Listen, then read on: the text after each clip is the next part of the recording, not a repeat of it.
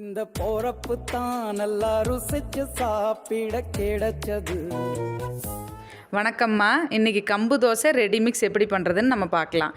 Office போகிறவங்க, அவசரமாக கிளம்புறவங்க, இவங்களுக்கெல்லாம் மாவு நம்ம ஆட்டணுங்கிற அவசியம் இல்லை. இந்த மாதிரி ரெடி மிக்ஸ் பண்ணி வச்சுக்கிட்டிங்கன்னா ஈஸியாக தோசை ஊற்றிக்கலாம். இன்ஸ்டன்ட் மிக்ஸ் செய்கிறதுக்கு தேவையான பொருட்கள்: கம்பு 2 கிலோ, இட்லி அரிசி 1 கிலோ, உளுந்து 1/2 கிலோ, வெந்தயம் 3 ஸ்பூன். இது எல்லாத்தையும் நல்லா கழிஞ்சு ஓவர் நைட் ஊற வச்சுக்குங்க.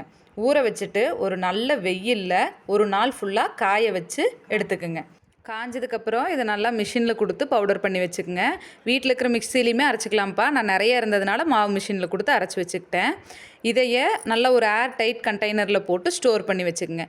தேவைக்கேற்ப மாவு எடுத்து தண்ணி கலந்து நல்ல ஒரு தோசை மாவு பதத்துக்கு கலந்து வச்சுக்கோங்க.